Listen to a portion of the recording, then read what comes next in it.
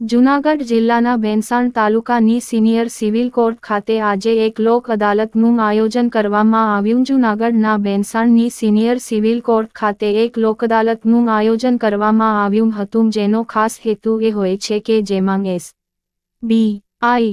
બેંકના લોન કેસના અરજદારો અને પી.જી.વી.સી.એલ. ના અરજદારોને નોટિસ આપી સમાધાન માટે બોલાવવામાં આવે છે અને પડતર કેસ હોય તેનો નિયમ મુજબ વ્યાજ માફી કરવામાં આવે અને લોનના ચઢતા હપ્તા રેગ્યુલર પણ કરી આપવામાં આવે છે। લોક અદાલતમાં પડતર કેસોનો નિકાલ કરવામાં આવે છે ને અરજદારોનો ઘણો લાભ થાય છે, જેમાં આ લોક અદાલતમાં કુલ 161 કેસનો નિકાલ કરવામાં આવ્યો હતો, જેમાં લિટિગેશનના 46 કેસ અને પ્રી લિટિગેશનના 115 કેસને કુલ મળી 161 કેસનો નિકાલ કરવામાં આવ્યો હતો। આ તકે લોક અદાલતના અધ્યક્ષ સિનિયર સિવિલ કોર્ટના જજ શ્રી જે.એન.